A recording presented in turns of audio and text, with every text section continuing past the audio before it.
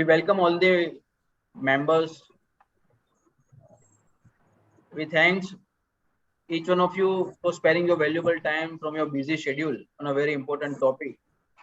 Today's our study circle virtual meeting. It is on a very important topic. It is taxation of the shares and derivatives, wherein today's eminent speaker CA Mahaveer Atal sir has joined us virtually to deliberate his views on the taxation of shares and derivatives. We know that where the number of transactions are increasing and where the number of demat accounts are getting increased post-COVID especially. So we thought let's have a session on the specifically on the shares and derivatives for the benefit of all. So today, before we start our today's sessions, first we would like to run our institute motto song. So we request all the members to please be in a alert mode while we play our institute motto song and mark of our respect.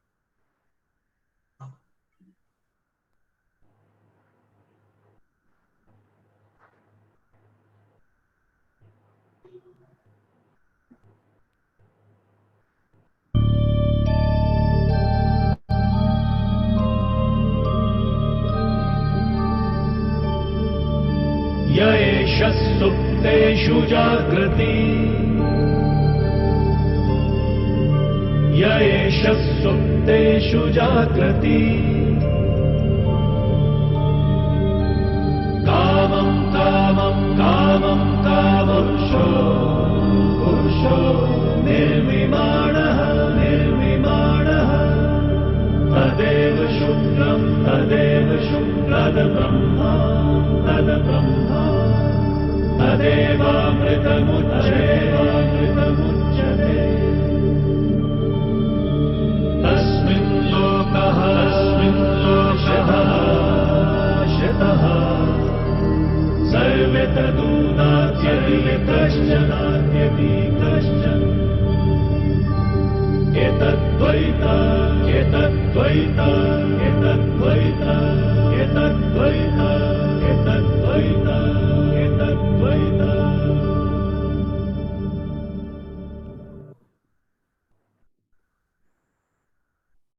Thank you, members. So now it's a time to have the formal introduction of our today's speaker. So we would like to now invite our today's coordinator, CA Megha Shapleji, to introduce our today's speaker. Thank you, Jay sir, for giving me this opportunity. It's really my great pleasure to introduce CA Mahaveer Atal.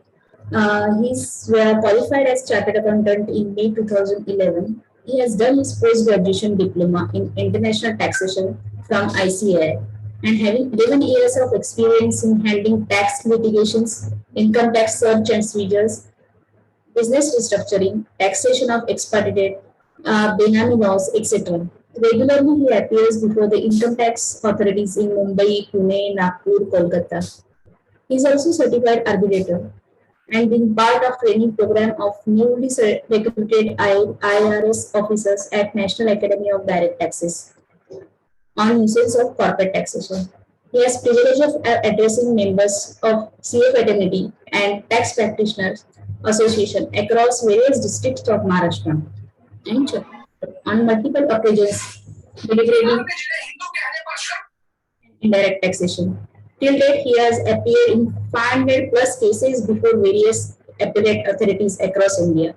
Now, I request all to join me in welcoming CA Mahaveer Atal and request him to guide us on today's important topic of taxations of shares and derivatives. Thank you. Thank you, Smega Madam, for the introduction. We welcome you, Mahaveerji, with a round applause. Thank you, sir. Right? And we request all the members, whatever queries, if you have, you can just drop down your queries in the chat box. We have maintained the chat box for you. And as per the convenience of today's speakers and as per the allowable times, whatever queries it is possible, the sir will take throughout the sessions or maybe at the end of the sessions. So now, sir, over to you, Mahaveer. I hope my screen is visible. Yes, it is. Yes.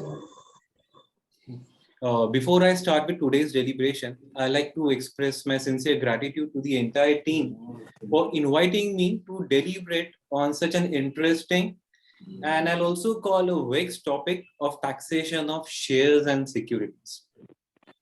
I understand that we are standing in a July month and that too at a fag end of July month. So considering that fact, I'll keep my presentation as well as my deliberation brief as far as possible.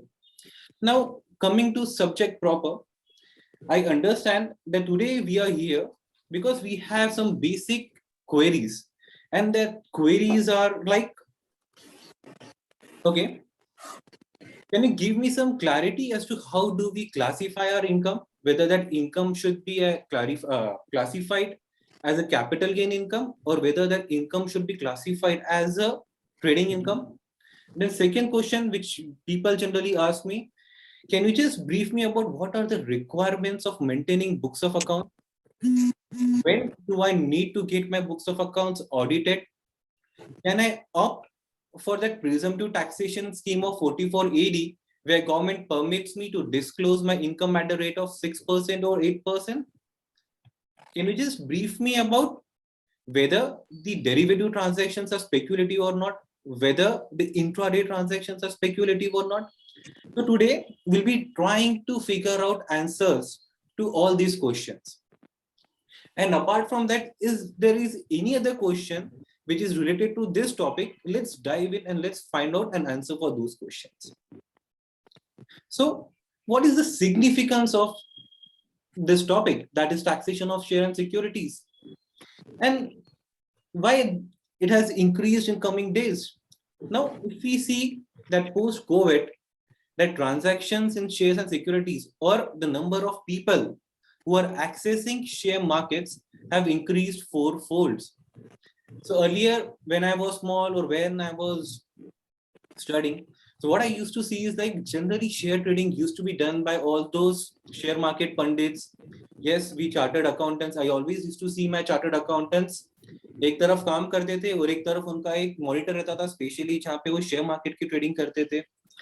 But of late, after COVID, what we have seen that it's not just share market pundits or chartered accountants, even housewives, even those people who are working in IT, who are salaried, even these people.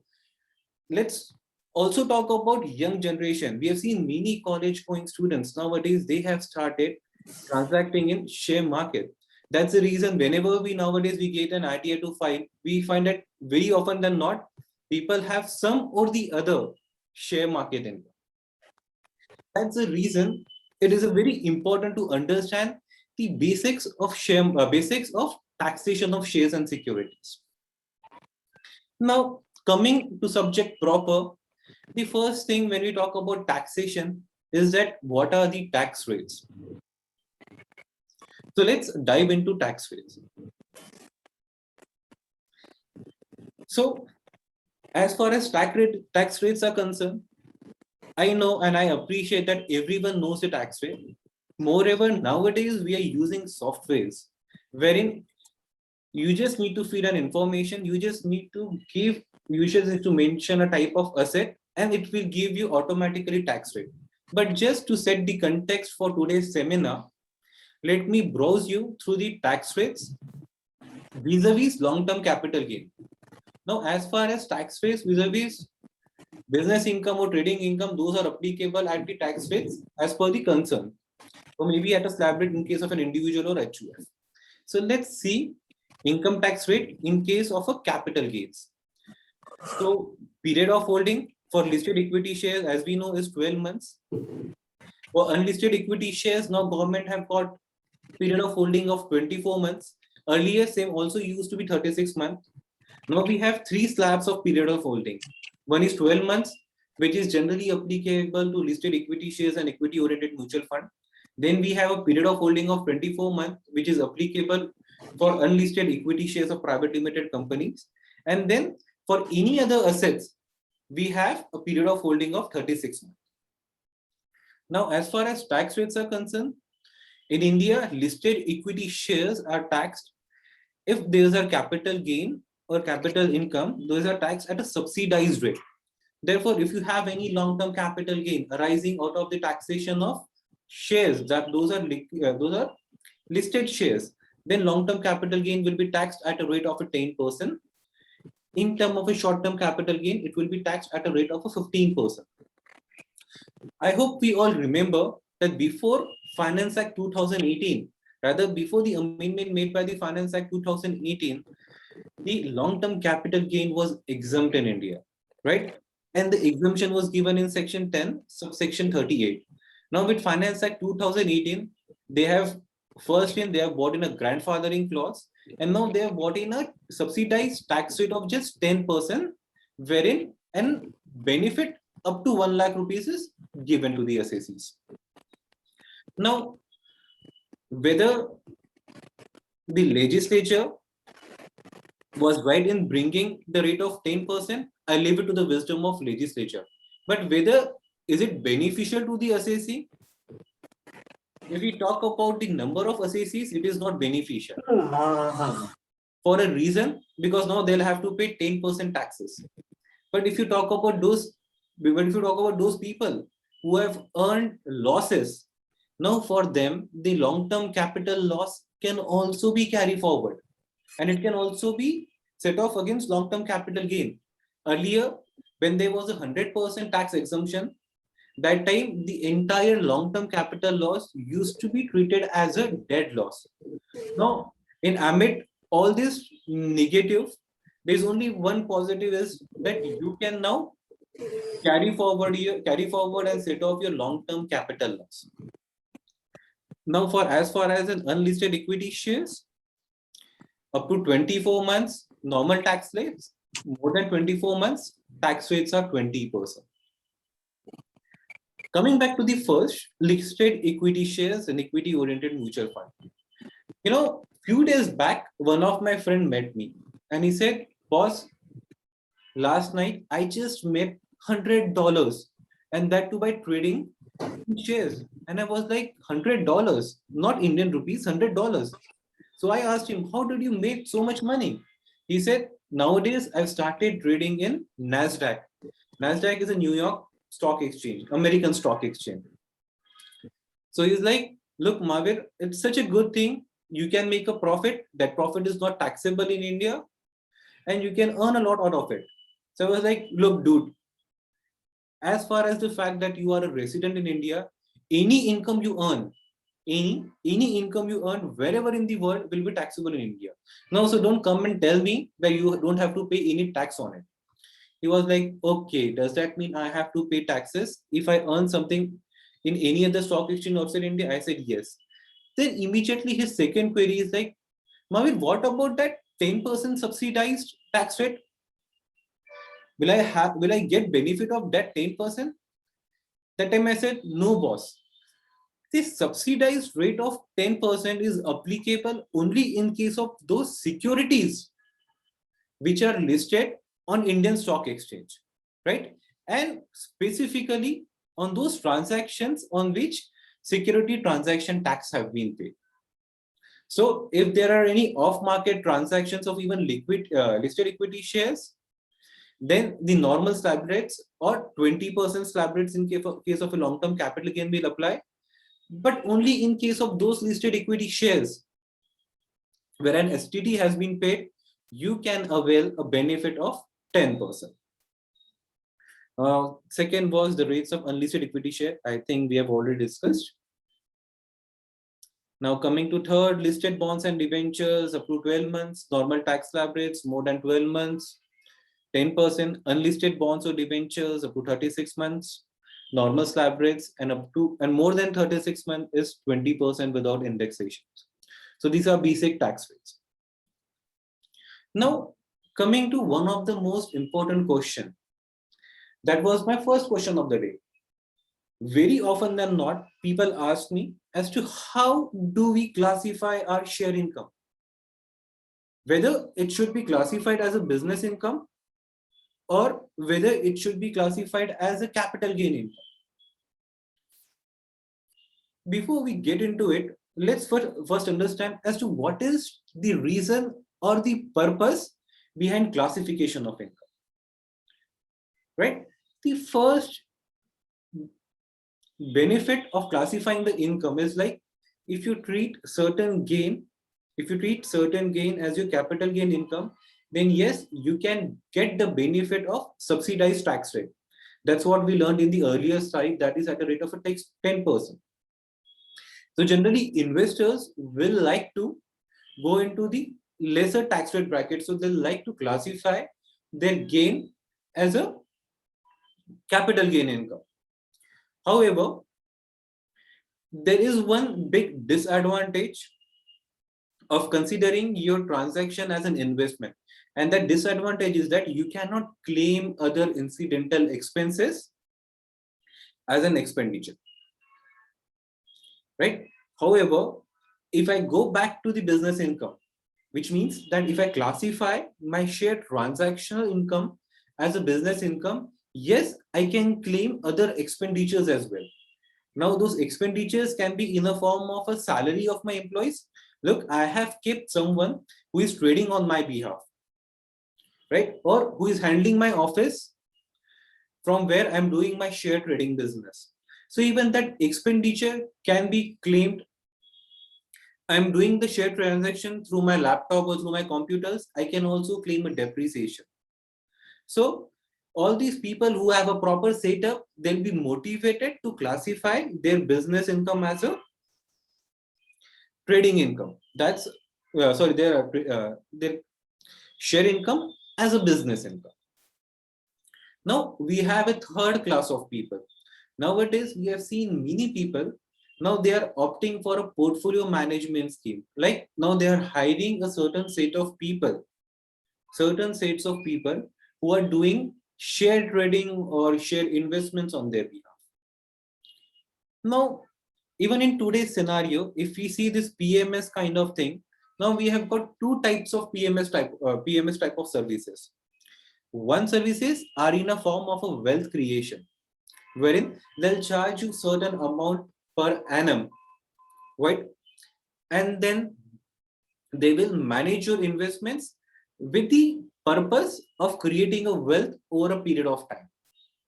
Now, the another class of traders we have today is like they are floating a kind of a PMS scheme, wherein they'll do trading on your behalf, and at the end of an year or at the end of a certain designated period, they'll take a percentage out of your profit. 1553. Hello. Now let's see if I have hired some PMS for Passport taking care of my investments, right? So if the intent behind hiring that PMS is to create a wealth, now in that circumstances, whatever transaction that PMS undertakes on your behalf, right, those investments will be classified as your capital asset, and the resultant income will be considered as your capital gain income. Now, what about the fees which I am paying for that management service? Once it is classified as an investment income and you're offering your income under section 45, that is capital gain head, then you cannot claim expenditure vis-a-vis management fees paid to those PMS guys, right? Because there is a logic behind it. A capital gain is computed as per section 48 of the Income Tax Act. Now, section 48 provides that out of the entire sale consideration, you can reduce your cost of acquisition as well as any other expenditure connected to the transfer of those capital assets. Now, if I talk about the services of a PMS, right, which are there to create your wealth, and it is not vis-a-vis in a particular share, it becomes really difficult to attribute or rather to categorize those service charges. So considering that aspect in mind, as per my opinion, the charges paid to a PMS service provider cannot be claimed as an expense under section 48, and accordingly you don't get a benefit of it. Now, what about the second scenario, wherein I have hired a PMS guy who is doing trading on my behalf? Appreciate the word trading I'm using here. Now that guy is doing trading on my behalf, and at the end of the year, he's charging certain percentage of the gain as his fees. Now, first thing is that you'll have to classify that income as your business income. And the moment you classify your income as a business income, you are eligible to claim all direct as well as indirect expenses against those receipts. So in the second scenario, yes, a share of a profit or any charges paid to a PMS guy can very much be claimed as an expenditure from your turnover or from your gross profit. Now, this was as far as for a PMS service provider. Now, let's talk about a plain vanilla scenario. Now, as I said, it is always a prerogative of an Request, investment we request the participants if on he meet wants to Mahaveer. classify his income as a business income or as a capital gain income. So earlier there used to be a lot of litigation surrounding this basic classification. A taxpayer used to classify their income as a business income, as a capital gain income, and the AO used to step in during the assessment proceeding by saying, no, nothing doing. This is not your investment income. This is your share trading income. And then he used to bring me into a higher tax bracket of 30%. So there were a lot of litigation surrounding it. It was then the CBDT came up with a circular, and this is an old circular which was issued in 2007, and this circular came up to bring in some kind of a clarification which will help a taxpayer as well as a revenue officer to classify the income. Now, what this CBDT circular says, whether the share purchase were held and valued as a stock in trade. So this circular provides that the AO should look into the transaction subjectively. It says the context of the transaction, the magnitude of a transaction, ratio between purchase and sales. If the AO observes that a certain taxpayer is frequently transacting in a share market, then he was very much within his prerogative to treat those transactions as a business income. So even after this CBDT circular, there were still a lot of litigation.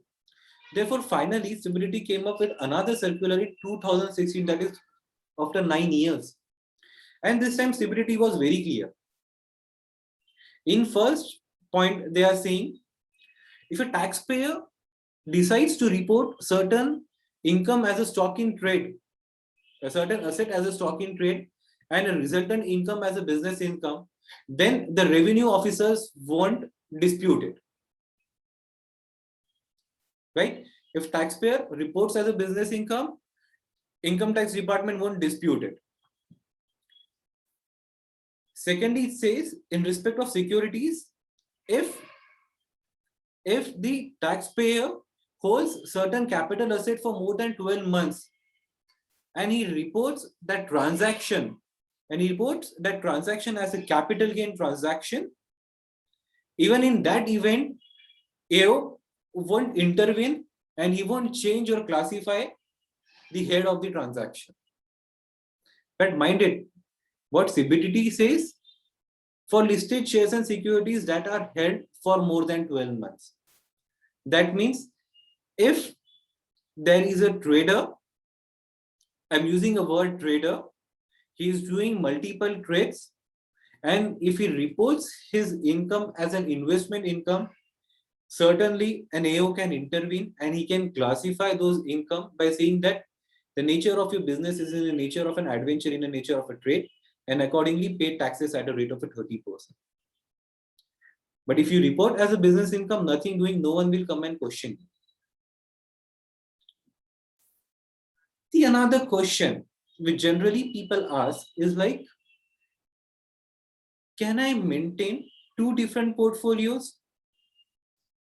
Can I have a one portfolio wherein my vision is to earn long-term capital gain, my vision is to have a wealth creation, my vision is to earn dividend.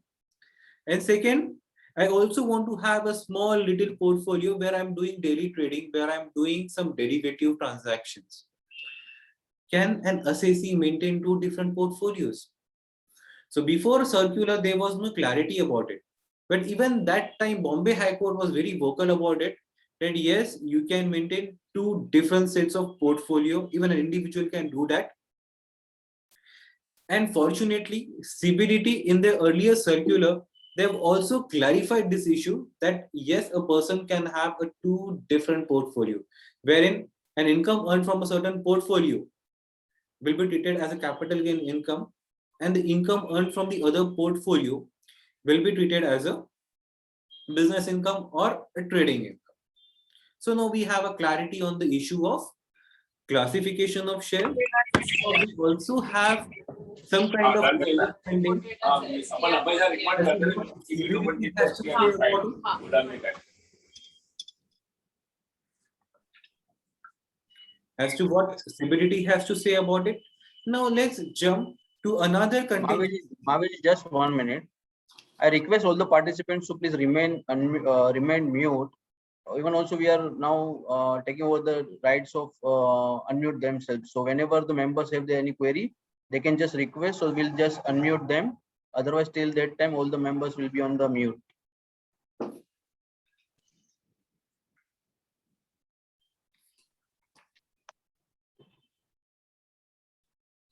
Yes, sir. Now can you can start now. Now the another contentious issue is that of a derivative transaction. Very often than not, we get a question that look, I'm doing a transactions in futures, I'm doing a transaction in an options. Whether these transactions are a speculative transactions. Now let's first understand what is a speculative transaction. Speculative transactions means speculating something. Speculating something means making a guesswork, right?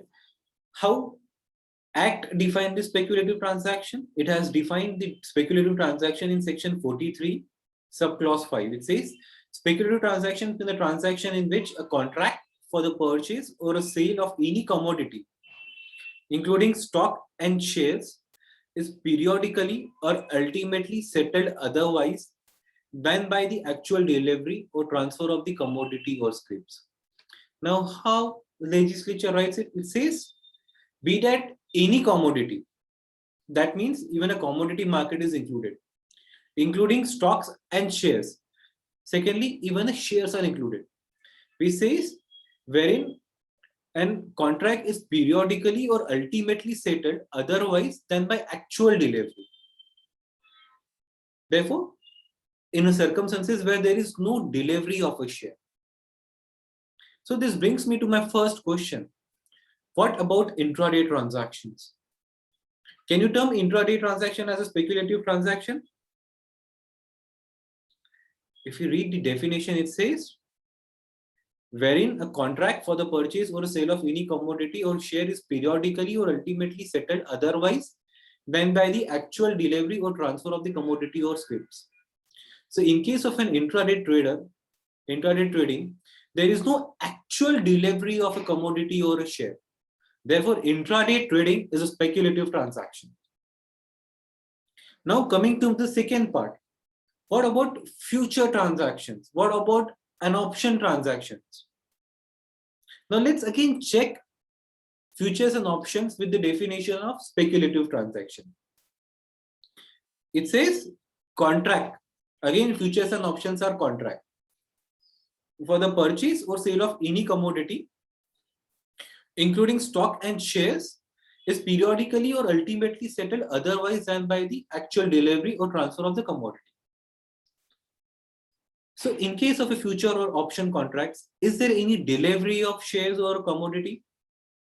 The answer is no.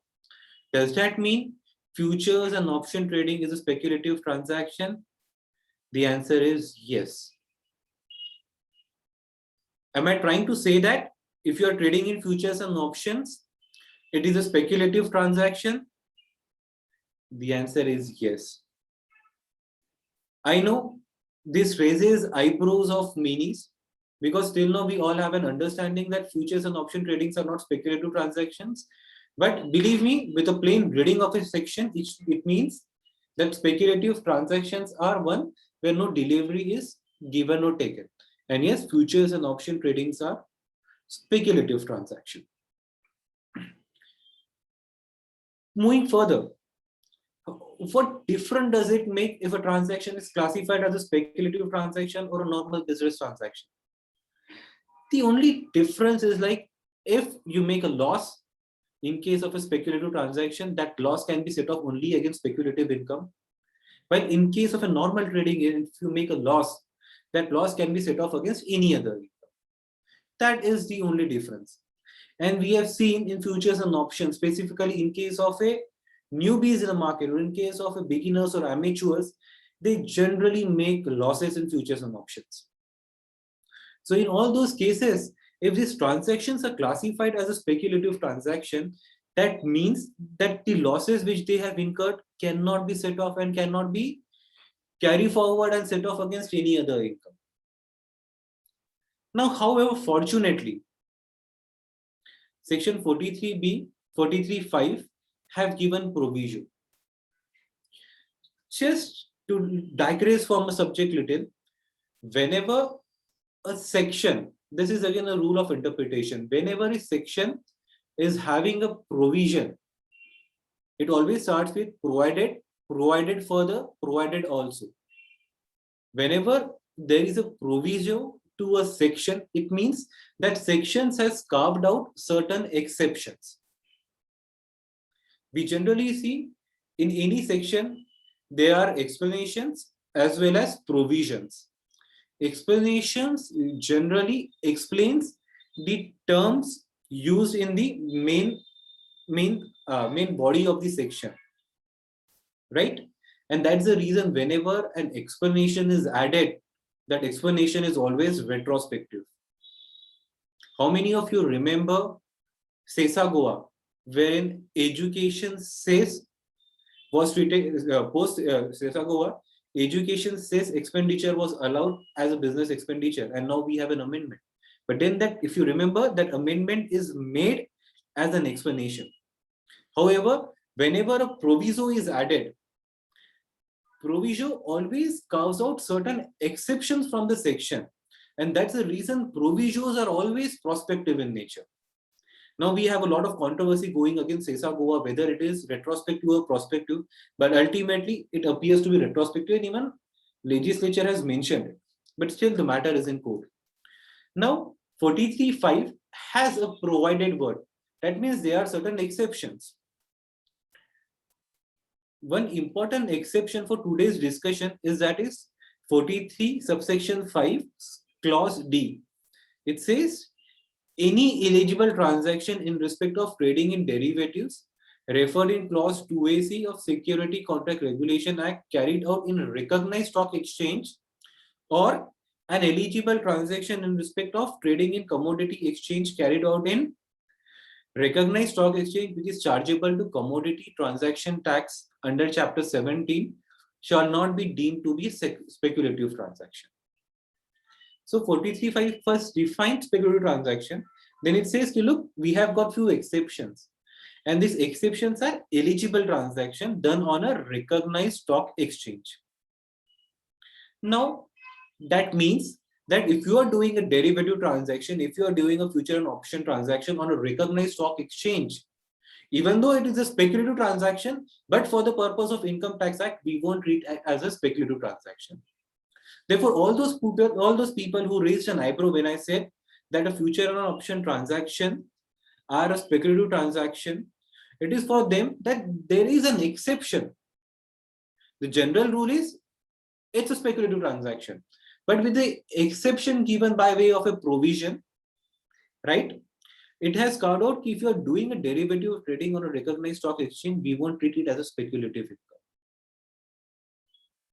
Right? So this brings me to the another slide, wherein CBDT has recognized these stock exchanges, right? And any derivative trading done on this stock exchanges will not be treated as a speculative transaction. So these stock exchanges recognized by the CBDTR, NSE, BSE, United Stock Exchange, India International Exchange, MCX, NCDX, and all these exchanges. अगर आप इस पे transaction कर रहे हैं तो वो transaction को हम स्पेक्युलेटिव नहीं मानेंगे. So it comes as a big relief for all taxpayers, because if tomorrow you incur some losses, those losses can be set off against your any other income. And it can also be carried forward for subsequent years. Now, we have gone through the classification, then we went through what are speculative transactions. Now let's get to the another important topic as to how do we determine turnover in case of a speculative transactions or in case of an F&O transactions. Now the first question, is there anything in the Income Tax Act wherein it is provided or it is mentioned as to how do we determine turnover? Unfortunately, Income Tax Act, there is no mention about how do you compute turnover in case of derivatives. Now coming to income tax rules, even in income tax rules, there are no guidance as to how do we determine turnover vis-a-vis derivative transaction. But fortunately, ICAI in their guidance note on tax audit has given some guidance as to how to compute a turnover in case of futures and options. It says, in case of a future, the total of favorable and unfavorable differences shall be taken as a turnover. In other words, all the differences, whether positive or negative, are aggregated for calculating the turnover. Mind it, this is only for future transactions or if you're trading in futures. So if you make a profit or if you make a loss, aggregate your profit plus losses, and then aggregate amount will be your turnover. However, in case of a turnover,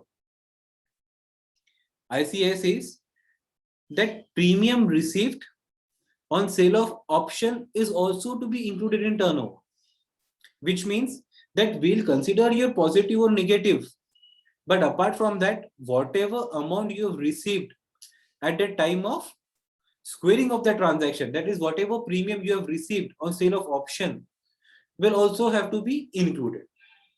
Somehow I couldn't figure out a right logic for it, but that's how ICAI have given their guidance note.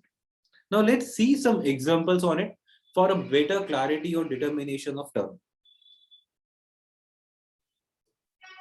Now, in this slide, I've given some examples related to future trading. Now, my first example is that of Nifty. I bought Nifty futures 75 unit for 18,000 rupees. I sold it for 17,100. That means I made a loss of 900 rupees. So 900 multiplied by 75 units, the resultant loss is 67,500. So even though it's a negative loss, still it will be treated as a part of my turnover. Second transaction which is mentioned is that of a Tata Power. 6,750 units were purchased. I sold it for more. I sold it at a profit of 20 rupees per unit. I made a profit of 1,35,000 rupees. That profit will be treated as a part of my turnover. Bank Nifty, I bought 100 units, bought at the same rate, sold at the same rate, no profit. Therefore, nothing will be included in turnover. Which brings me that profit or losses will be aggregated to work out the turnover. This is vis-a-vis future trading. And yes, this logic also holds good in case of an intraday trading where you don't take delivery. So even in case of an intraday trading, all you need to do to consider your turnover is the difference amount. No doubt, an intraday trading option, it is not have been properly clarified in the ICAI guidance note, but the logic or the rationale and even the income tax department have been accepting such treatments on the intraday trading. Now coming to option trading. As I said, that option, you'll consider your profit or loss, plus you'll also consider the premium received. I can receive premium at the time of writing an option, or I can receive premium at the time of squaring an option. So in this case, even a premium received will also have to be aggregated with your profit and loss to calculate turnover. So in case of my first example, that is Nifty, 18,200 call option. I bought 100 units at 300 rupees. I sold it at a rate of 210. That means I made a loss of 90 rupees. So my entire loss out of that contract was 9,000 rupees. But as I received premium of 21,000 rupees at the time of selling, that amount will be considered as a part of my turnover. So in this case, that premium received plus my losses, the aggregate amount will be treated as my turnover. Same is case with the Tata Power. Here I made some profit. I made a profit of 12,500, but I also received a premium. So these two are added to work out a turnover. This brings me to a very important question. Client often asks me is, look, sir, we have done 100 trades. So what do you expect me to calculate my turnover script by script, line by line? Or do I do it per annum as to how much gross profit I have made? Or do I do it periodically, that is month-wise? Unfortunately, answer is that you have to compute your turnover script-wise. Like you cannot say that, look, at the end of the month, I have done 100 transactions and this is the profit I have made. Let me consider it at my turnover. The answer is no. You have to compute your turnover script-wise. Generally, CAs face with a dilemma where it's like, look, their broker has not given such details to me. How do I compute it? Believe me, it's a tedious task, but you don't have any other option. You have to compute it. But fortunately, nowadays, we have seen that Zerodha is coming up with such reports. We have seen 5paisa.com, they are coming up with such reports. Even ICICI Broking House, they are also coming up with such reports wherein they are calculating your turnover line by line and script by script. Right? So this is how you compute turnover vis-a-vis cases related to futures and options. Now, first we saw classification, then we tried to figure out speculative transaction, and now we also know how to determine turnover. Now the question is, do I need to maintain my books of accounts? The answer to this question can be found out by diving into our Income Tax Act. I hope everyone is attending from their office, so if they can quickly grab their Income Tax Act in hand, it will be very helpful. So provision regarding maintenance of books of accounts is given in section 44 AA. Now what this section says, that you need to maintain your books of accounts in case of a professional. Even if you earn a 1 rupee, you'll have to maintain your books of accounts. I hope everyone is appreciating. So if there is a professional and if he earns even a 1 rupee income out of his professional services, he has to maintain his books of accounts. However, in case of a business owner, for all those people other than those specified profession, the Act has given them a threshold limit of 1,20,000 income or 10 lakh rupees gross turnover. That means you need to maintain your books of account if you have an income of 1,20,000 rupees or you have a gross turnover receipts of 10 lakh rupees. The another question which pops up, as to in which year I have to see this turnover. You have to see this turnover in preceding 3 financial year. Does that mean that if he's a share trader and if his gross income is more than 1,20,000 rupees, he has to maintain his books of accounts? The answer is yes. The answer is yes. But as I said you earlier, a section has a proviso as well as an explanation. Now section 44AA also have an explanation. I also have a proviso, which says in case of an individual or HUF, we will consider this limit of 1,20,000 rupees as 2,50,000 rupees, this turnover limit of 10 lakh rupees as a 25 lakh rupees, which means if an individual taxpayer has a total turnover less than 25 lakh rupees, he is not required to maintain his books of accounts, subject to the other condition that he also has his income less than 2,50,000 rupees. So what will be the scenario if my income is more than 2,50,000 rupees, or if my receipts are more than 25 lakh rupees? What are the books of accounts which I'm supposed to maintain? Is there anything given in the act? Now what section 44AA says? That a taxpayer should keep and maintain such books of account and other document as may enable the assessing officer to compute his total income in accordance with the provisions of the act. It says such books of accounts or other document which may enable the assessing officer to compute his total income. Right?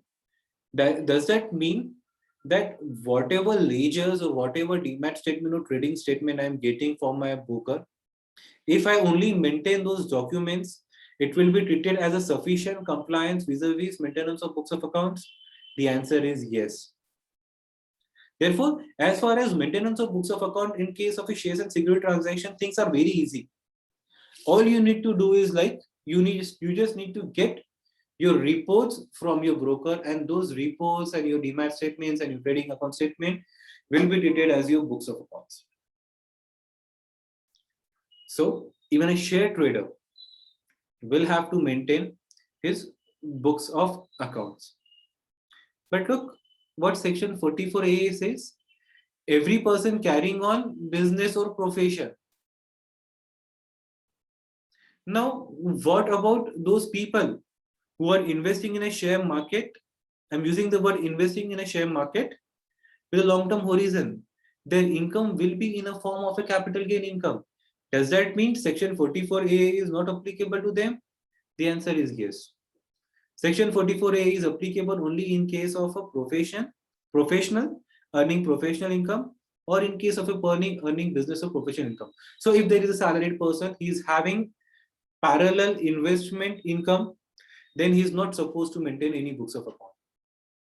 But fortunately, he has all his books of accounts ready by way of all ledgers and statements.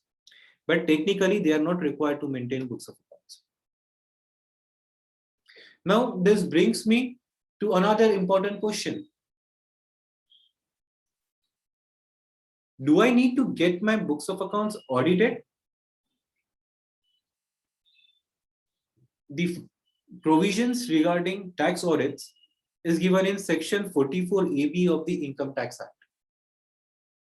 So we need to read this section to figure out whether I have to get my books of accounts audited.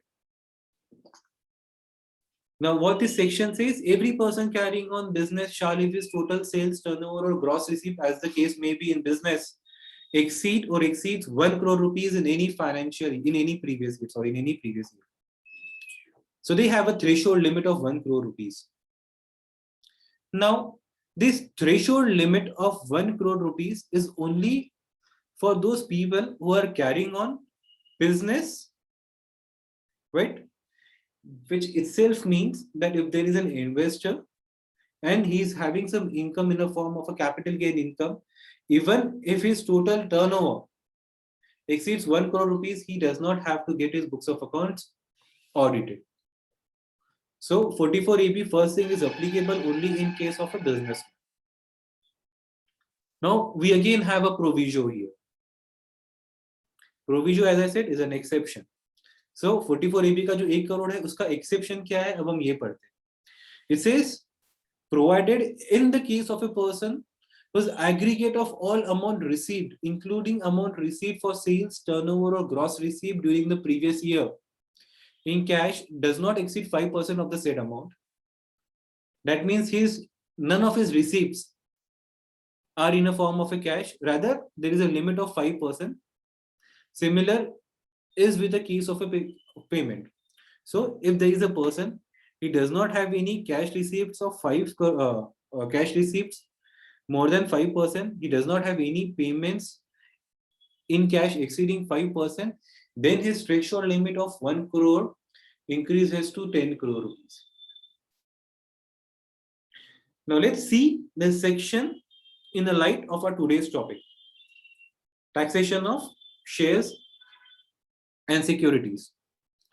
So whenever a person is trading in shares, which clearly means that his entire transaction will be carried out on a stock exchange. Whatever amount he invests will be done through a banking channel. Whatever amount he receives is also from a banking channel. That means that if a person is trading in share, for them, the turnover limit is of 10 crore rupees. Right? Because the entire business of shares, especially listed shares, are done online. Everything is accounted. There is no question of unaccounted, or there is no question of cash receipts or cash payment. Therefore, in such scenario, the tax audit limit has jumped from 1 crore rupees to 10 crore rupees. Right? This is the takeaway from the today's seminar, that in case of a share trader, we don't have to audit their books of accounts till their income is 10 crore rupees. Now 44AB not just have a turnover criteria, it also has a further provisions. It says a person carrying on profession if his gross receipt in profession exceeds 50 lakh rupees. So okay, for businessman we have a criteria of 10 crore rupees and 1 crore rupees. For professional we have a 50 lakh rupees.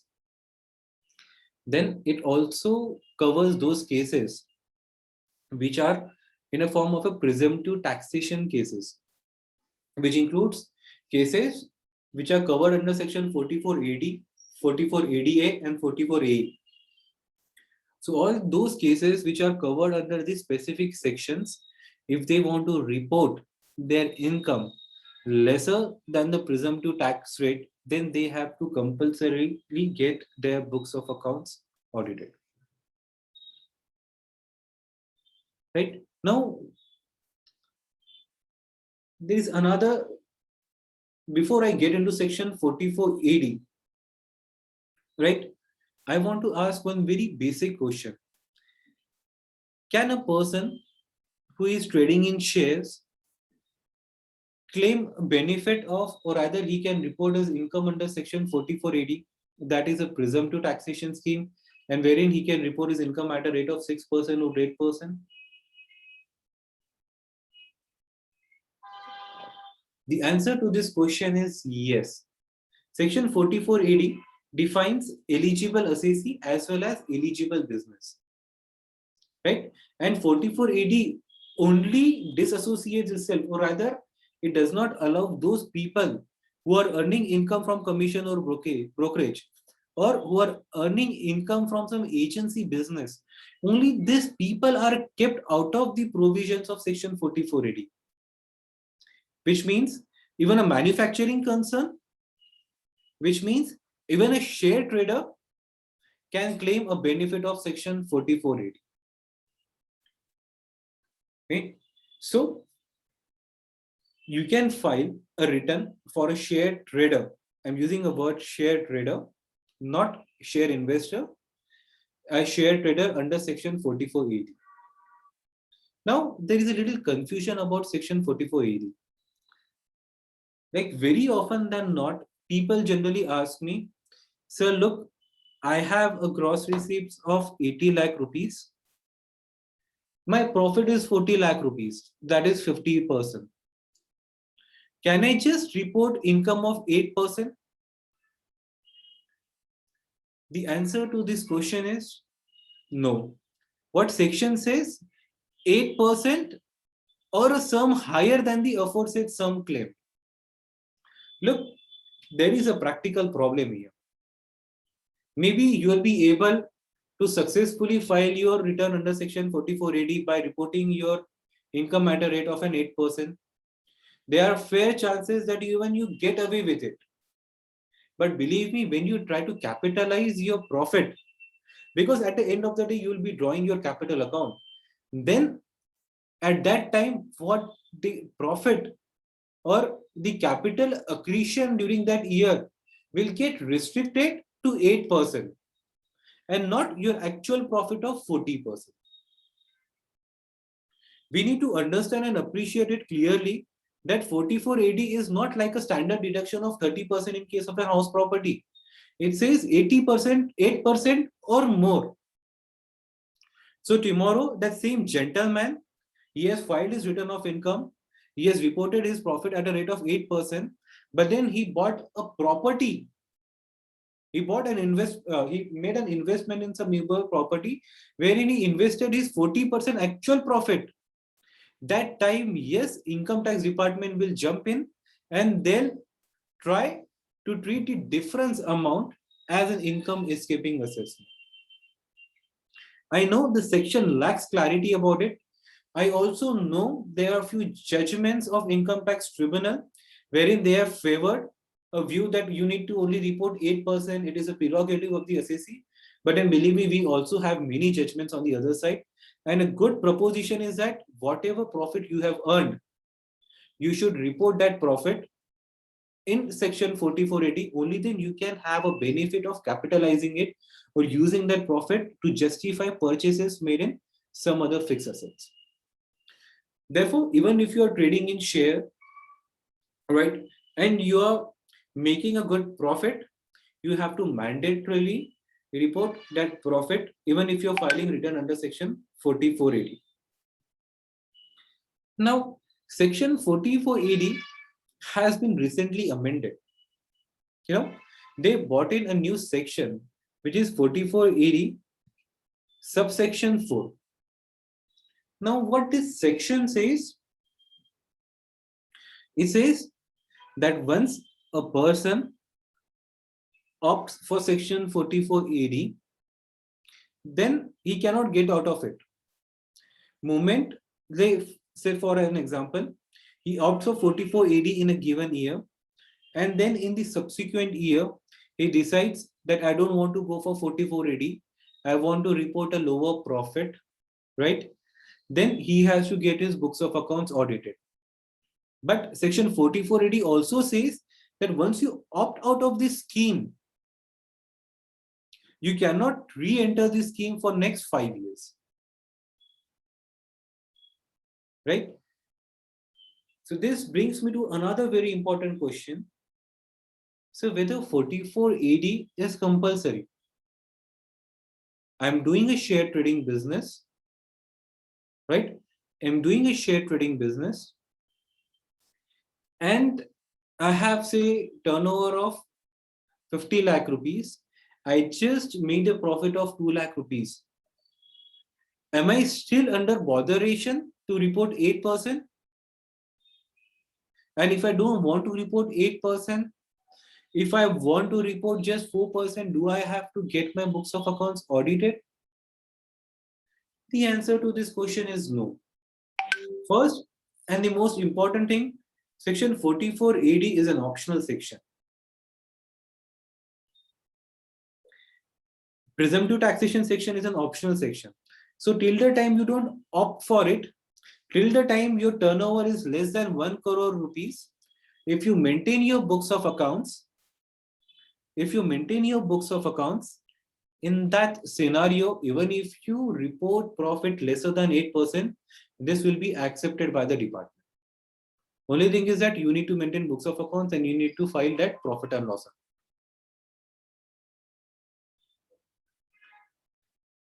What about 44ADA? So you said that 44AD is optional.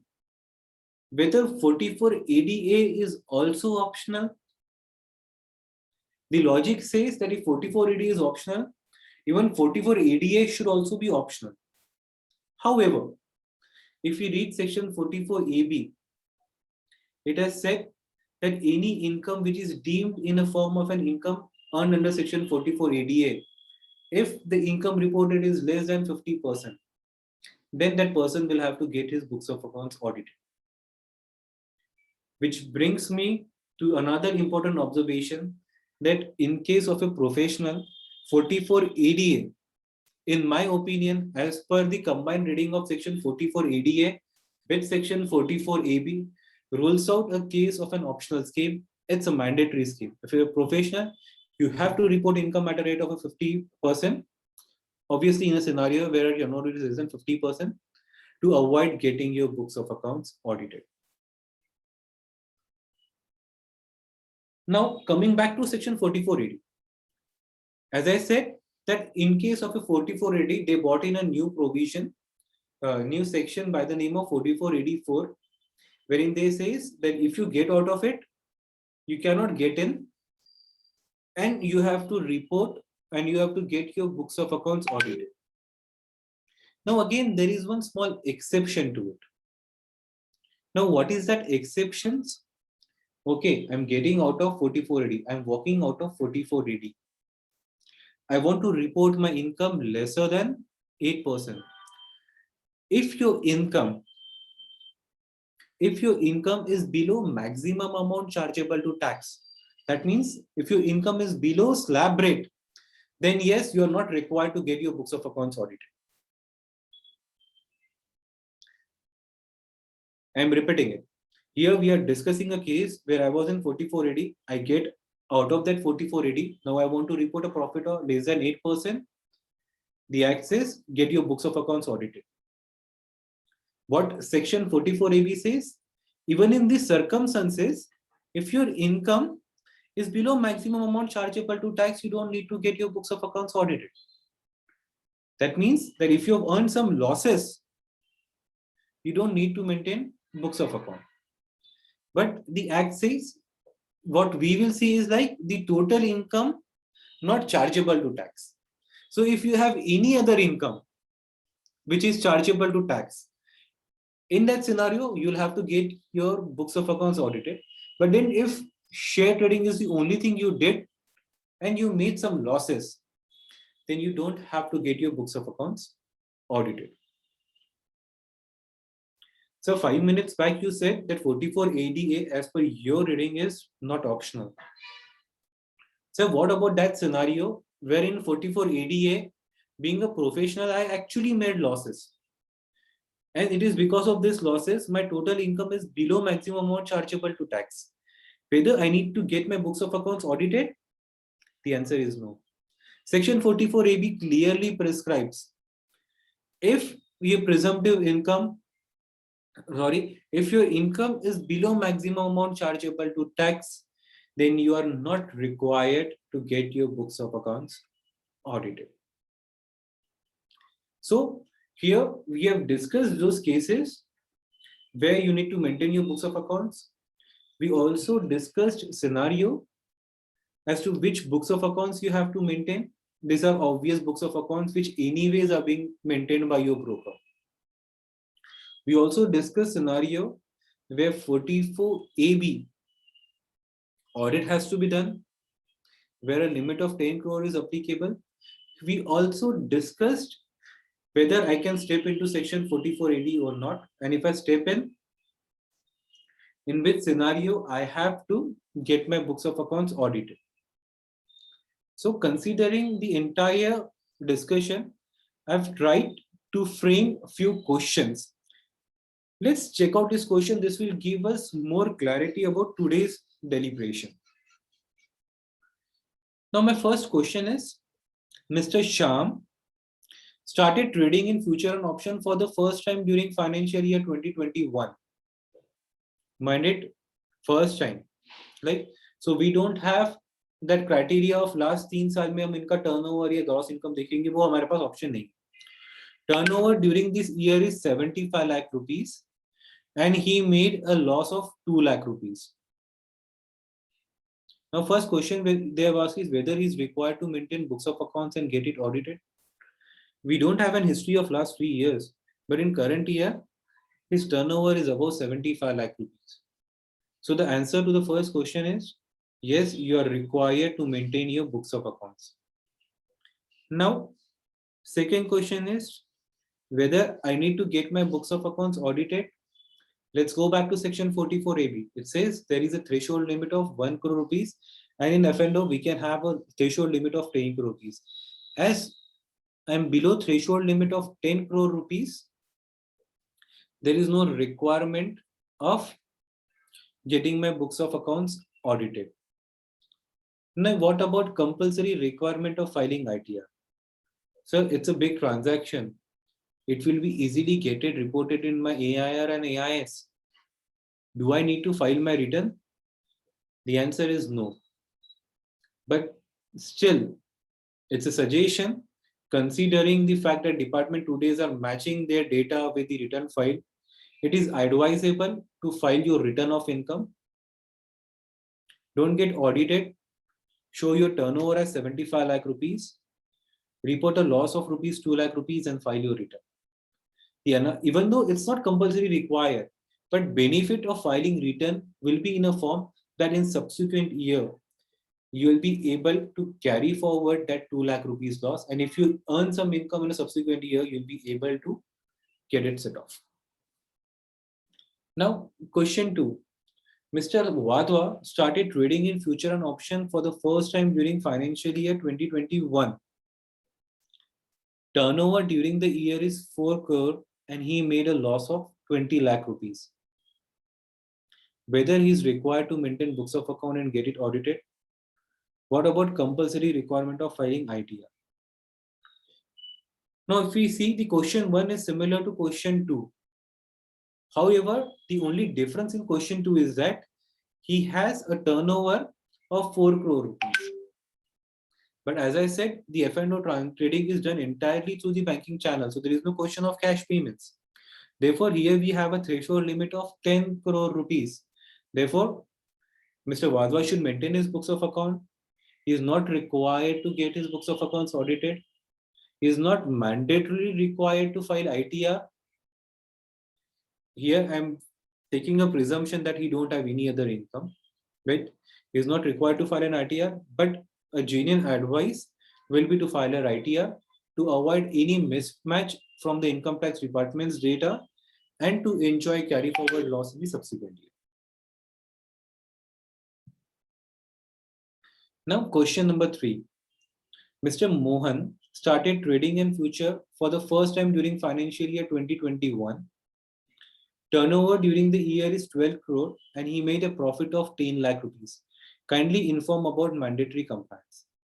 First thing, turnover is about 12 crore rupees. He needs to get his books of accounts audited. So whatever profit he has, maintain books of account, get your books of accounts audited, and it is mandatory to file a return of income. Question 4. Mr. X started trading in future and option for the first time during the financial year 1920 and declared profit at a presumptive rate of 8% or 6% as applicable. During the year 2021, turnover from future and option trading was 10 lakhs and he incurred a loss of 2 lakh. And Mr. X does not have any other income during the year. Now Mr. X want to declare and claim the loss of 2 lakh rupees. Again, the answer will be same. He can file a return. But here, there is a little trick in this question. It says, during financial year 1920, he has reported his presumptive tax at a rate of an 8% or 6%. In year 2021, he just have a trading turnover of 10 lakh and loss of 2 lakh rupees. That means Mr. X is opting out of 44AD. Now, once Mr. X opt out 44AD, the compulsory provision is that he has to get his books of accounts audited. But as I said in section 44AB, in those circumstances where your income is lesser than maximum amount chargeable to tax, you're not required to get your books of accounts audited. Therefore, Mr. X Mr. X is not required to get his books of accounts audited. He can simply file his ITR. If you don't want to file his ITR, it's okay. If he files his ITR, he can claim the loss of 2 lakhs rupees and carry forward in future years. Same fact as discussed in example 4, except that Mr. X has income of 10 lakh rupees during the year. Now, as per old, he was hitting by the provision of section 4484. But as his income was below slab limit, he was not required to get his books of accounts audited. Now here, his income is above slab limit. So in that scenario, so even though his turnover is 10, he has earned 10. It's a hypothetical scenario. Still, he is required to get his books of accounts audited. So based on our earlier deliberation, I just prepared few questions and answers, which are already on your screen. And it is on the same logic and same footing which we have discussed earlier 5 examples. So this brings me to an end of my deliberation. I tried to cover basics of taxation of shares and securities. And now if any member has any questions, I request you to ask me those questions.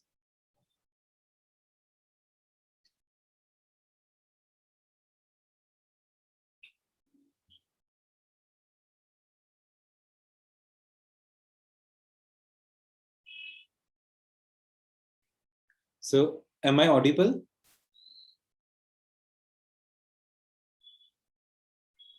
Yes, sir. So earlier I got a query from one of our participants and he had 2 queries. So first, and he had 2 queries. So first I'll discuss those 2 queries. Now his first query was claim and allowability of PMS fees from long-term, short-term capital gain and dividend income from the portfolio. I've already responded to this query during my deliberation. The moment you say long-term capital gain, that means your capital gain will be computed as per section 48, right? Section 48 allows only 2 deduction from the sale consideration. One is your cost of acquisition and second is any expenses which is directly linked to the transfers of shares. Therefore, this PMS fees paid is, according to me, it's not an allowable deduction. Second question was loss claim on shares extinguished due to IBC proceedings by NCLT. So here question is loss claim on shares extinguished. First, let's presume that here we are talking about shares which are held in as an investment, right? And not as a stock in trade. Now here a member has written a word that my share stands extinguished. Now let's go to the definition of transfer, which is given in section 2 subclause 47. This says transfer include exchange, relinquishment and extinguishment of right. Therefore, per se, the shares stands transferred. Therefore, this is a point of taxation of a capital gain. Now, loss claim due to IBC proceedings by NCLT. This member has also shared with me an NCLT order wherein it's a settlement order wherein what all creditors and what shareholders will get is also mentioned there, and it is mentioned that shareholders won't get anything.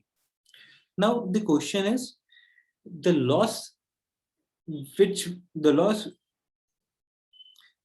I arrive on such transaction, whether this loss will be treated as a capital loss, whether I can carry forward it. Yes, this loss will be treated as a long-term capital loss or a short-term capital loss depending on a scenario, right? And it can be carried forward. There could have been another way of looking at it, that as your consideration is not determinable, right? In this case, the order passed by the NCLT has clearly mentioned that shareholders won't get anything. Therefore, in that scenario, the consideration was actually determined as 0.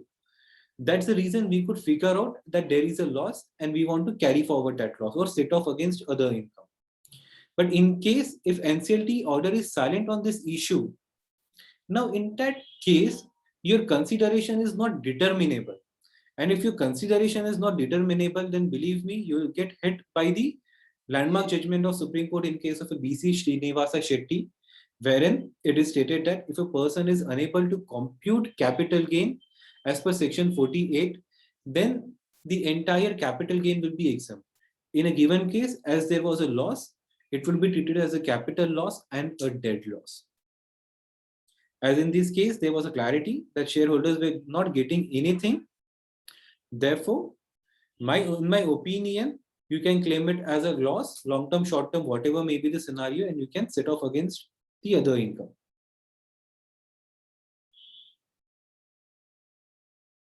So this was the specific 2 queries which were raised.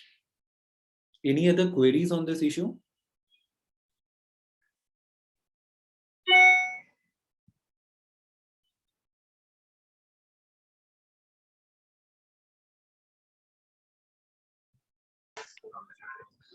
Yeah, can you show the screen of the query?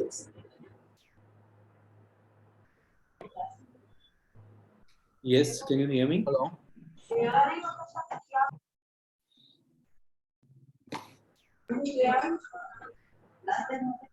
Mega Madam, are you ready with your query sheet? Yeah, I'll share. Please, if you can read one by one. Can you see my screen? Yes, ma'am, I can. You can just, please, if you can zoom it.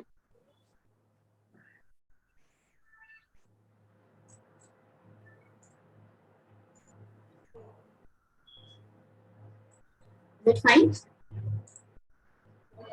Yeah, it's fine, ma'am. Okay, we'll take one by one. Now, first question is, there is an F&O loss for a salaried person, turnover less than 1 crore and income is above 2.50 lakh rupees. How to present? Whether tax audit is applicable? Turnover is less than 1 crore rupees. Tax audit is not applicable. And income is above 2.50 lakh rupees. Okay. As I said, if you have never opted for section 44AD, like this is your one of the adventure, begin F&O, I'll say it is in the nature of an adventure, in nature of a trade. If your turnover is less than 1 crore rupees, then you are not required to get your books of accounts audited, even if you're reporting less than 8 or 6%. Now, what about section 44AD? Yes, you can go for section 44AD. What if turnover is between 1 and 2 crore rupees? 44AD prescribes limit of 2 crore rupees. And to that effect, a specific proviso is given in section 44AD that even if your turnover is above 1 crore rupees, you need not get your books of accounts audited if you are reporting your income as per section 44AD. What if turnover is above 2 crore rupees? As I said, in case of an F&O, you can enjoy a turnover or threshold limit up to a 10 crore rupees, right? So I'll change this 2 crore rupees with the word 10 crore rupees. So if my turnover is above 10 crore rupees, yes, in that scenario, you'll have to get your books of accounts audited. Whether section 44AD impacted in this? Yes, as I said, you can get into section 44AD. But moment you opt out of it, you have to make sure that you get your books of accounts audited for all subsequent 5 years, irrespective of your fact, whether you are reporting profit of 6% or reporting profit of 60%. Only in a scenario where your entire income is less than maximum amount not chargeable to tax, you are not required to get your books of accounts audited. I hope I'm clear on this issue. Going to question number 2. If in intraday trading, if shares are in T2T segment, will it be capital gain? If it's an intraday trade, and if you're not getting delivery, then all and every transaction should be generally treated as a speculative transaction, and being a speculative transaction, should be treated as a business income. However, if this is your one of the transaction, you are generally an investor, but then you bought certain security and you think कि नहीं इसका future नहीं है मुझे बेचना है, and you have done few intraday trades during the year, then it's still okay. You can report that income as your capital gain. But if you are frequently doing intraday trading, better you report it as your section 28 to 43C income. Can you please share your views on taxation on shares and derivatives in case of an NRI? The way the volume of trade increases, can we rely on global reports submitted by the client, or some additional precautions are needed while computing total income? All in all, what we get as a chartered accountant is a global report submitted by the client. And once it is given by a broker, I don't think there is any more precaution which needs to be taken. As I said, nowadays we have seen Indian brokers, especially Zerodha and all, they are giving a proper one-to-one share transaction turnover summary as well. So that can be helpful. So F&O are speculative transaction. As I said, yes, future and options are speculative transaction, but subject to the fact that if they are done on a recognized stock exchange like BSE, NSE or MCX, I've given that list during my deliberation. If an F&O transactions are done on those stock exchanges, then it won't be treated as a speculative transaction. An individual bought share of unlisted company in financial year 15-16. Later, the company was listed in 21-22. And assessee sold the shares right after listing. STT was not paid at the time of purchase, but STT was paid at the time of a sale. Will capital gain be seen? Yes, what needs to be seen to avail that 10% exemption, whether you have paid STT at the time of transfer of shares. If income of professional is say 20 lakh, if income of professional is say 20 lakh, profit and in option income is say a loss of 2 lakh, is audit required in case of a profession? So sorry, I'm not able to understand this question. I'll read it again. If income of professional is say 20 lakh profit, and if option income is say loss of 2 lakh, is audit required? So being a professional, you'll report your income in a presumptive taxation scheme of 44ADA, right? As I understand, if you're opting for 44ADA and here you have a loss of 2 lakh rupees in option, 2 lakh rupees in option, that means it's a business income. Here you are not required to get your books of accounts audited. Professionals will report income in 44ADA, and F&O income will specifically fall in 44AD, right? And here, as you have a loss of 2 lakh rupees. So I'll get back to you with this question. An assessee has a loss in future and option, has no other income. How is the turnover and the loss to be shown in the profit and loss of income tax return? This is the problem which is faced by many chartered accountants. What everyone is trying to do is like they are reporting the turnover, which is calculated as per ICAI guidance note. They are putting in certain expenditure so that they arrive at a loss. Yes, those expenditures which they are putting in, they are in a form of an hypothetical expenditure. But then this is the practical problem which many chartered accountants are facing. But then you have to report turnover as per your ICA guidelines, put in some ad hoc expenditure as your expenditure. In previous assessment year 21-22, assessee had a turnover of 75 lakh and filed a return under section 4480. Now in AY 2022, the assessee had a turnover of 2.50 crore rupees. Whether the assessee need to get books of accounts audited? Yeah, now this is a very typical question. Now what section 4484, it specifically addresses those issues. Rather, the intent of the section was like the person cannot get in and out of the provision. So if in future year, assessee wants to get out of the section by showing a lower income, in that scenario, section 4484 4480 will be applicable. But in the present scenario, you're not opting out of section 4480. Unfortunately or fortunately, your turnover is above the prescribed limit of section 4480. So you automatically gets out of section 4480. So in that scenario, 4484 will not be applicable, right? And as your turnover is above 2.5 crore rupees, it's a future and option turnover.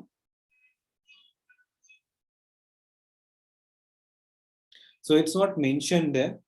So as your turnover is above 2.50 crore rupees, that means you are not in 44AD.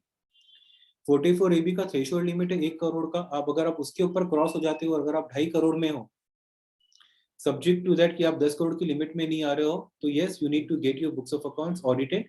But then believe me, this will not fall in that category of 4484, because 4484 is specifically for those circumstances where you yourself opt out of the scheme.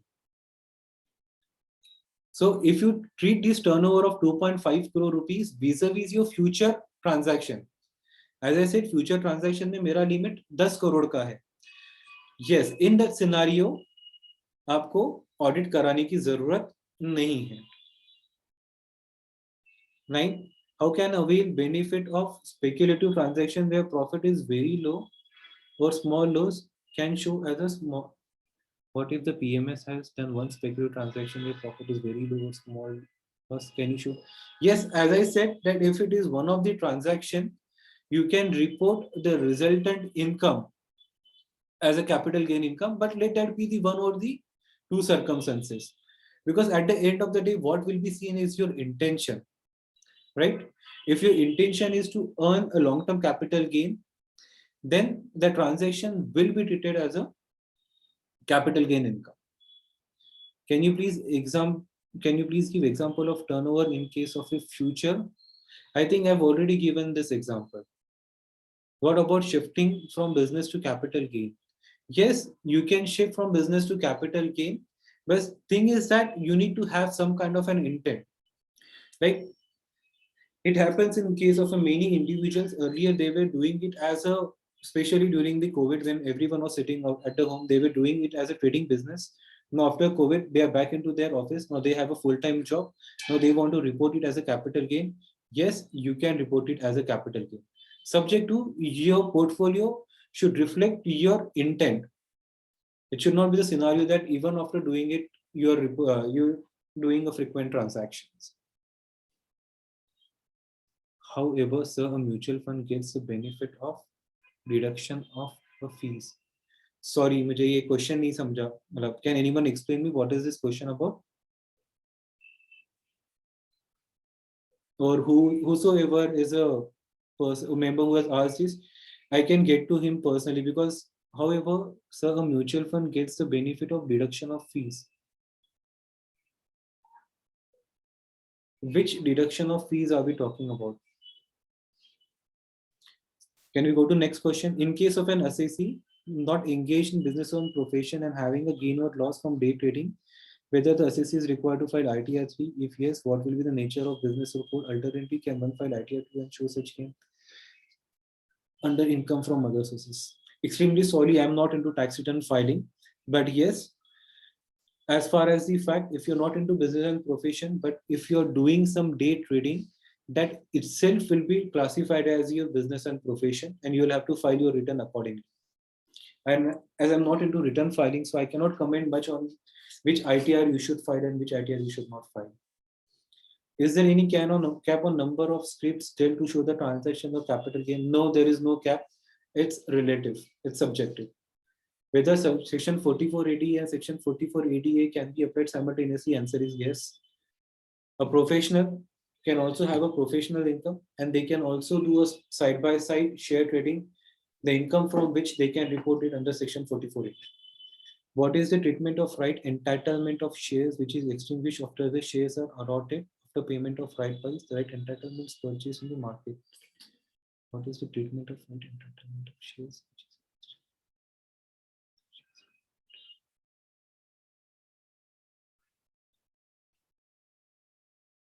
Sir, can someone explain me this question? As I understand, they are talking about right shares. What is the treatment of right entitlement of shares, which is extinguished after the shares are allotted? So I'm not able to get this question. If someone can just form an example for me, or whosoever the member who has asked this question, I'll get in personal touch with him. We can unmute the members if required at the end once you cover all the queries. Yeah. I have one query, Mahaveer. Yes. If in case of a business of dealing in shares, how should be the shares valued at the year end? Matlab, as per ICDS, there's a separate method. So, what should be the followed for valuation purpose?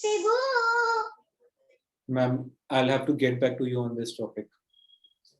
Okay, business dealing in business is not your topic. Okay. Yeah, okay. ma'am, I'm exclusively into tax litigations. So valuation is certainly not my domain. Okay. Problem. Okay.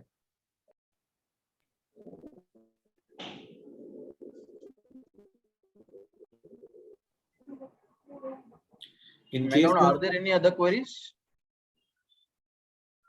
Sir, I will also share my mail ID and my mobile number. So even if at the time of filing any return, any member has any query, so they can certainly get in touch with me.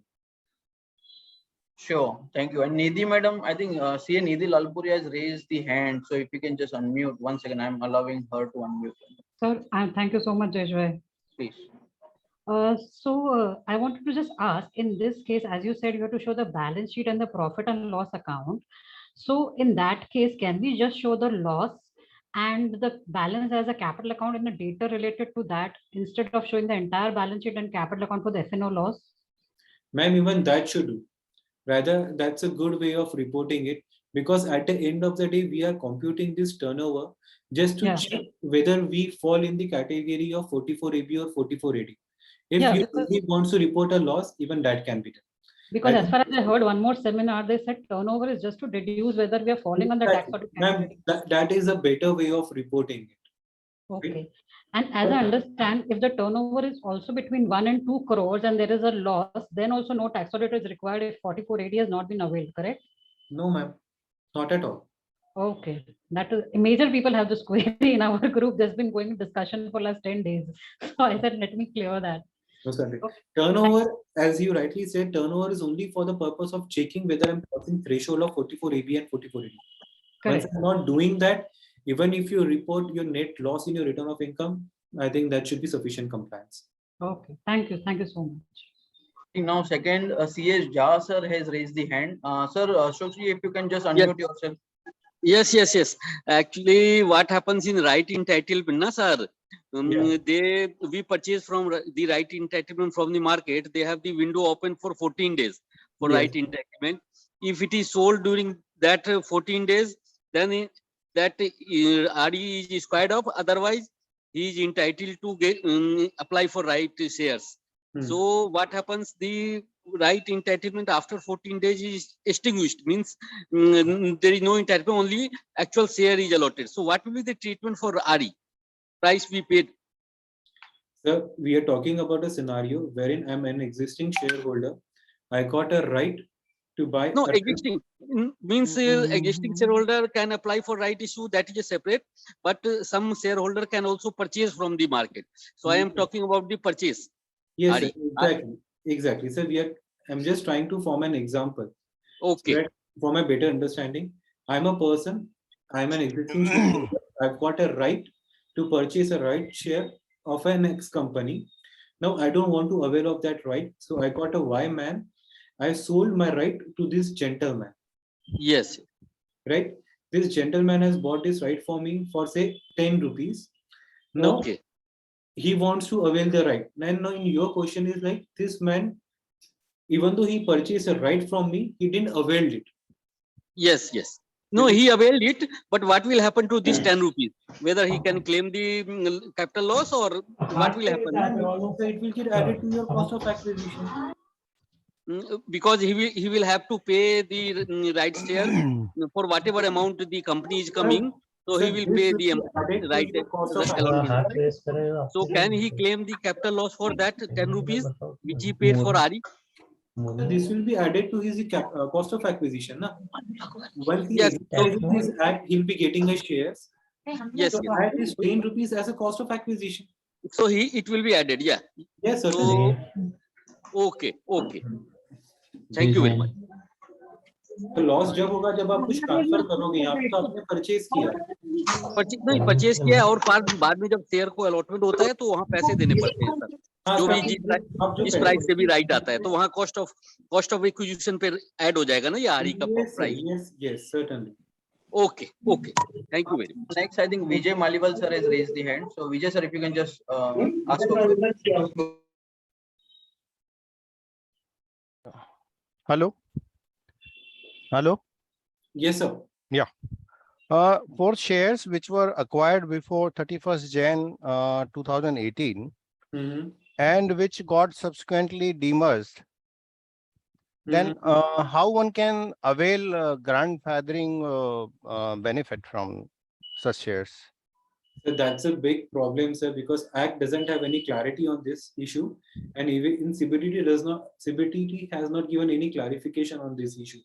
Now the concept of grandfathering was like whatever valuation as on the date of 31st of January 2018 will be treated as your value. Now your query is that I have purchased a share before this date, right? And by the time I sold it, the company got demerged. Yeah. Right, sir? So how do I compute a capital gain? Sir, now there is a problem with it. CBDT should come up with a clarification because this exact scenario is not yet addressed by the section. So we'll have to wait for some kind of clarification. Okay, thank you. Okay, next is the CA Milind Shah. He has raised the hand. Milind, if you can just unmute and ask. Thank you. Just as an example, you told us that FNO, all the FNO trades are to be considered as speculative ones. Yeah. So in case where you are really holding it for maybe say around 2 weeks or so, should that be also considered as the same thing, or can that be considered as a short term or something of that sort? No, sir. Any F&O transaction, it will be treated as your adventure in the nature of a trade, and any income you earned out of it will be treated as your business income, until unless it is just one of your transactions. So, okay, so in that case, if we have to again also give the balance sheet, etc., we need to show it in such a fashion that only for those trades, or it has to be the entire balance sheet. So can you just repeat it again? See, in case of FNO, if there are certain trades which are in a loss or something of that sort, and loss has to be carried forward. So in those cases, once you are showing it as business income, we also need to show it show the profit and loss and balance sheet on the same. Yes, sir. So the profit and loss and balance sheet will be only for the share trading activity, or the entire balance sheet? As I said, you can maintain two different portfolio. You can have just a trading account for your F&O transactions. Correct. Yes, sir. Correct. So only that much if it is shown, it's okay. Yes, certainly. Okay. Thank you, sir. Thank you so much. Next is CA Shafaqat Ali Arif sir. Yeah, Mahaveer, thank you for taking up the queries relating to the PMS fees and the extinguishment of shares. Yes, sir. What I had mentioned regarding the query relating to mutual fund was in a case of a mutual fund investor, his NAV is net of all the fees. Whereas a PMS investor suffers that he doesn't get the deduction of all those fees. That was my point of raising a mutual fund investor gets a benefit of deduction of fees. And second, as regards the query raised by the member regarding the demerger, can it be considered that the value as on Jan 18 be split in the ratio of the demerger? Sir, I don't have much to say about that because I haven't done research on it. So if you want, I'll do my research and I'll get back to you. But then this is a contentious issue, and it has been discussed on many forums earlier as well. But no one has been able to give a very proper reply to this query. So if you want, I'll get back to my books and I'll... Oh, sure. Thank you. Now, sir, as far as your first query was concerned, regarding that, yes, in case of a mutual fund, their NAV includes everything.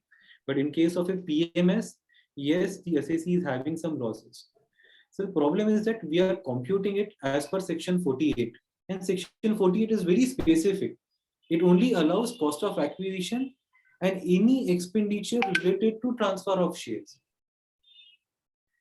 And with PMS fees, you cannot apportion your fees to all the shares or all the investments made by the your PMS service provider. Therefore, sir, it is practically not at all possible to do that apportionment of expenditure. So that's the reason, yeah, I understand the investors are losing out on it. But then, like, had it been, this would have been a different scenario if it would have been a case of an income from other sources, because section 57 there says any income earned, any expenditure incurred to earn the income. Section 57 covers any and every other expenditure, but 48 is very, very specific. That's the reason PMS fees cannot be claimed as an expenditure. Okay, thank you. Thank you, sir. So I think I cannot see any further members who have raised the hand. So Mega Madam, have you finished all your queries?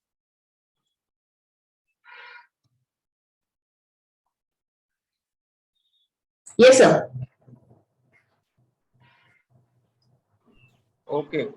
So I hope that there is no further queries, and all the queries, whatever it was, it has been covered. So I request Deputy Convener and coordinators to please switch on or their camera. Thank you, madam. So I can say at the end of the sessions, it was a very wonderful and the deliberation was taken in a very layman language, even though the sir has taken the very important topic of the taxation of shares and derivatives. Even though we are at the stage where the tax deadlines is now going to end at a very nearby date, but then too, the way the member has shown their interest in this today's discussions, almost 200 members have participated, and there was a patient listening from all the members.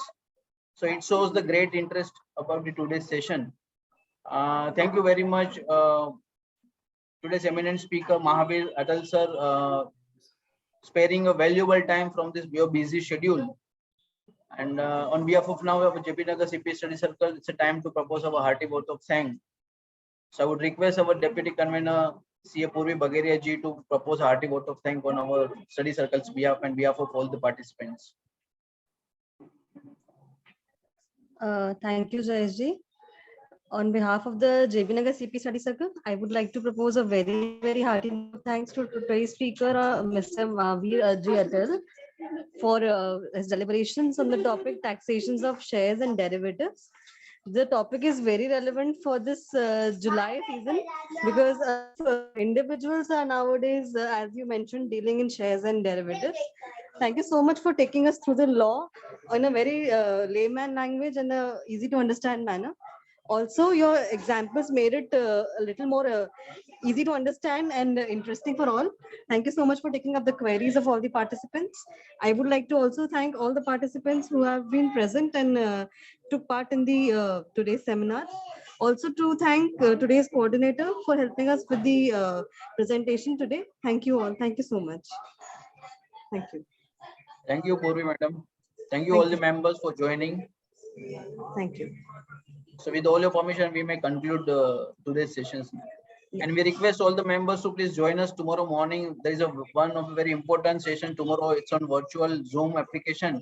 It's a recent amendment on the taxation of the charitable trust, where the CA Shuas Malankar sir is going to enlighten us on a very important topic of the taxation of trust as per the recent amendments. So we request all the members to please join us tomorrow morning at 11 o'clock sharp. Thank you, everyone. Thank you. Thank you. Thank you, Mahaveer ji.